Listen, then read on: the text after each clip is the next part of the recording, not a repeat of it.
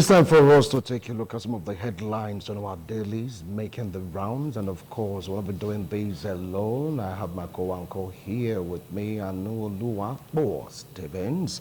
We're doing this alongside Comrade Grace Ijoma Ume. So let's all have you join us this morning. Good morning. All right, so how was your Easter break? It was beautiful. Beautiful. Wow. At point just like, protested saying we no go agree, and all that. You're chilling. Anyway. What can we do? It's not the first time we are hearing we no go agree in Nigeria. It's becoming a recurring testimony. So what about the death of Pope Francis? Yeah, it came as a rude shock. I didn't see that coming because on Sunday, come on, this man said the mass. Yes, we always know that these people work with spiritual inclines, and then he took a ride round the Papal City, and then the following day, yesterday, he bid the world farewell. It's something, it's historical, you know. The Vatican City right now will be very busy.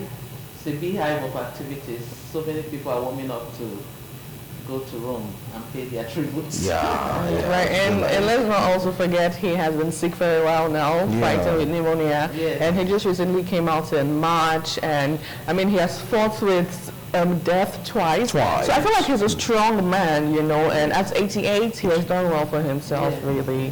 But may he so rest in peace. He'll be greatly missed. He'll be greatly missed. So let's take a look at the papers this morning. Let's see what papers have in store for us this Tuesday morning. Tribune. Nigerian Tribune. Plateau Forest grazing reserves now occupied by bandits, says Mutsfang.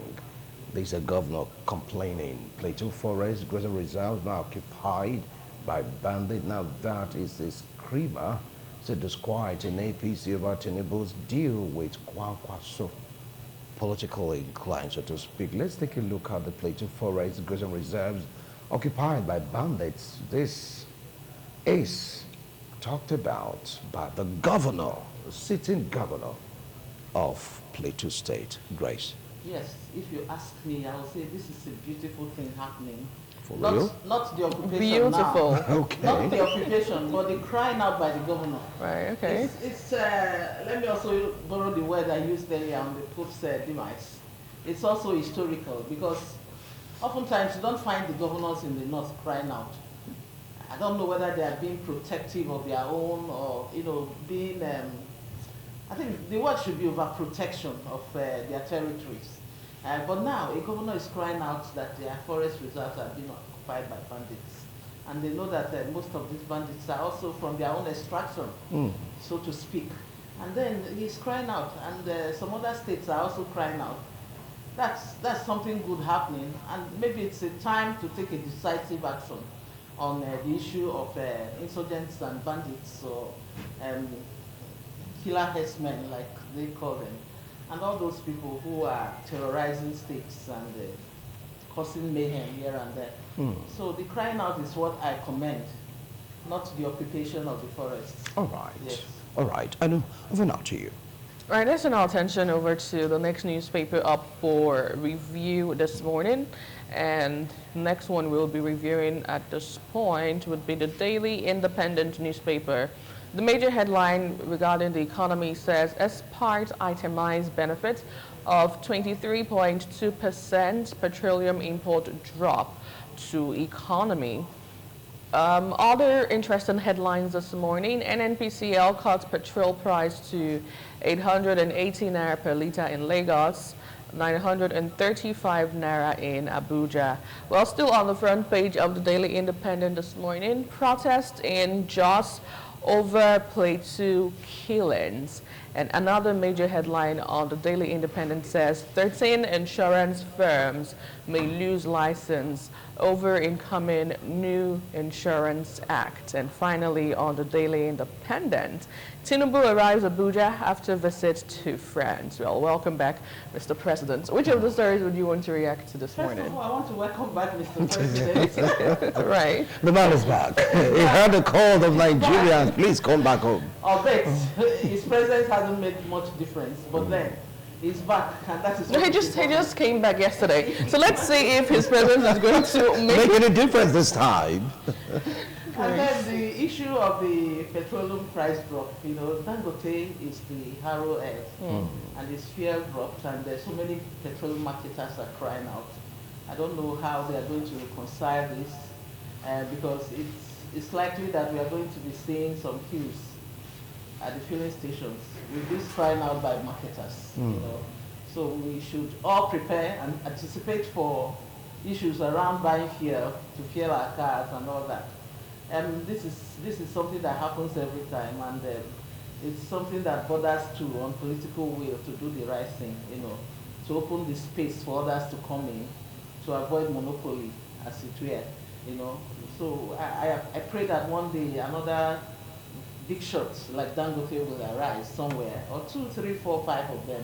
But right now, it's all about one man doing his thing. Do you think it's all about one man, or the man is trying to create this balance in the market? Don't forget, it's to be NNPCL. There's no way we can commend monopoly. Monopoly is not good for the market economy. Monopoly is not good for the system. Monopoly is not good for the progress of any nation. That is the truth. No matter what Dangote is doing, he still needs to have some tripods of existential business acumen, right and left, you know, supporting what he's doing. So that's why we are suffering every. What about our refineries, Warri, Kaduna, and maybe Dangote? The political will to do the right thing is still there. Government should address these sectors and see what can be done about them, you know.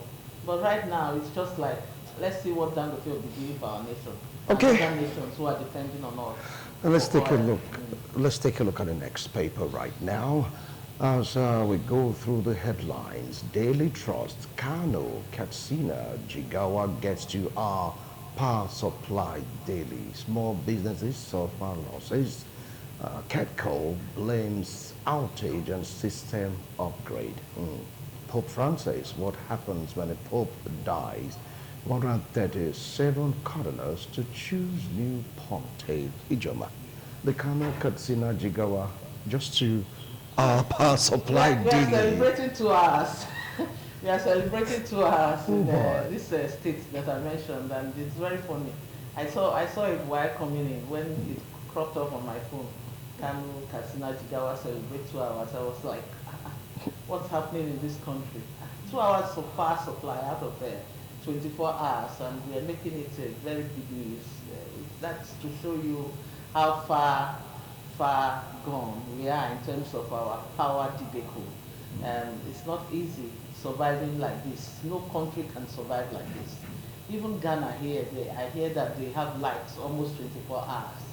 You know, we had a media tourism some time ago in Ghana, and then we were enjoying power.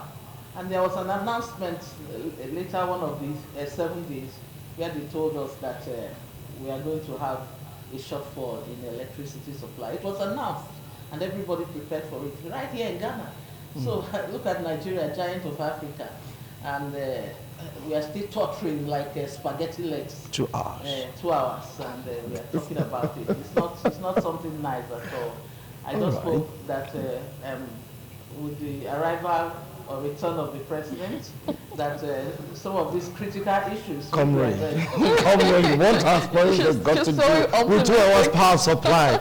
These are private companies. Right, what about the Minister of Power, Adebayo Adelabu? What has he done so far? I feel he should come out and explain to He Nigerians. receives instructions. Really? If he doesn't get the nod to do what he has to do, what will he do? That's the issue. So everything revolves around the man at the helm of affairs. Absolutely. Yes. Now let's turn our attention over to the next newspaper up for review this morning, and we are now currently reviewing the Daily Times newspaper. The big story says, bandits impose a 60 million naira on 12 Zamfara communities. On page 2, you get details of that.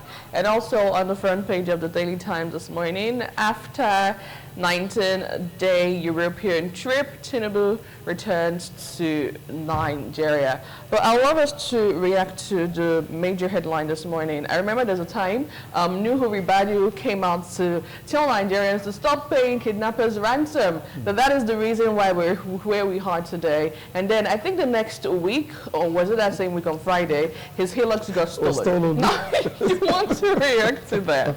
Yeah. During the previous paper review before today, I mentioned the issue of, sponsorship of terrorism. I remember you cautioned me. Yeah, I did. You did. Yeah. But now you can see that it's getting more interesting by the day. These people are coming, they are becoming more brazen. They are coming openly to say, look at what we want. It's not news, it's something that has been there. For them to be this brazen means that they've been doing this and the system has been supporting them. So people just stay in the forest and receive entitlements that they do not earn. And then people just keep quiet because the system is supporting them. And then today now they are openly saying, look at what we are demanding 60 million from communities. So if somebody is telling you do not pay kidnappers or do not pay ransom, you are on your own. Because your relative is held down, you must do what you have to do. Wow. And now they are making it open like this is not news anymore. I said it, people sponsor them, and when people try to stop them from getting what you have been giving them, they become more brazen. It's like a monster created by those at the aim of affairs. And the monster is coming back to torment them. Wow. Torment all of us. The monster you made. Yes. The monster the you monster. made. Well, Remember that one, the monster you made, Warner Boy, Yes. the monster you made. Yes. Anyway, viewers, there's a much you can take from the segment to make way for our first interview segment, because our guest is standing by. Don't usually remember, tell your papa. Yes, Idris Abdul Karim be interviewed on this particular platform, and Dr. Sonaji Kokosu will be the one interacting with that notable artist. Let's see the reasons behind that particular song and his feelings about the song being banned by the NBC. Do stay, we'll be right back.